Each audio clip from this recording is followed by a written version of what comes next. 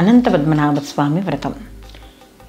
ఈ వ్రతం అనేది చాలామందికి తెలిసిందే. అంటే చేసుకునే వాళ్ళకి కొన్ని నియమాలున్నా కూడా అందరూ కూడా వినే ఉంటారు ఈ అనంత పద్మనాభ స్వామి వ్రతాన్ని.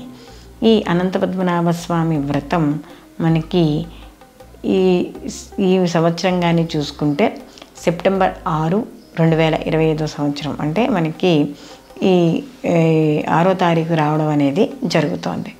ఈ అనంత పద్మనాభ స్వామి వ్రతాన్ని అసలు ఎందుకు చేసుకుంటారు అనే కానీ చూసుకుంటే, అసలు నేను ఈ సమస్య నుండి బయటపడలేకపోతున్నాను, లేదా నాకు అసలు నాకెక్కడ ఒక దారి దొరకట్లేదు, లేకపోతే నేను పైకి ఎదగడానికి ఎన్ని ప్రయత్నాలు చేస్తున్నా కూడా ఎదగలేకపోతున్నాను, నాకెందుకు ఇన్ని కష్టాలు వస్తున్నాయి, ఇలా రకరకాలుగా ప్రశ్నలు వేసుకునే వాళ్ళందరికీ కూడా ఈ అనంత పద్మనాభ స్వామి వ్రతం చేయడం ద్వారా ఆ కష్టాల నుండి బయటపడడం అనేది జరుగుతుంది.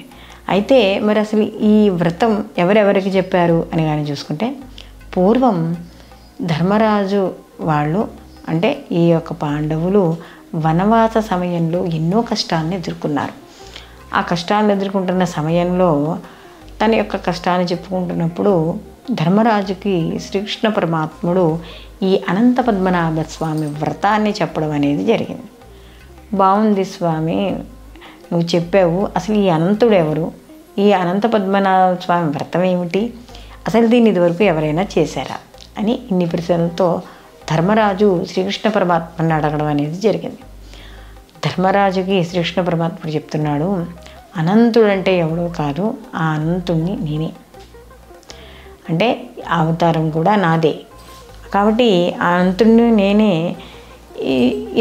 అంటే ఇక్కడ ఏమవుతుంది అంటే, మనకి అవతారాలు కానీ చూసుకున్నప్పుడు ఏ అవతారమైనా కూడా మనకి దుష్టులు ఎవరైతే ఉన్నారో ఆ దుష్టుల్ని మటుమాయం చేయడానికి ఈ యొక్క ఒక్కొక్క అవతారం ఎత్తడం అనేది జరుగుతుంది.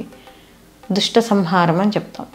ఈ దుష్ట సంహారంలో ఎత్తే అవతారమే ఈ యొక్క కృష్ణ పరమాత్ముడి యొక్క రకరకాల అవతారాలు.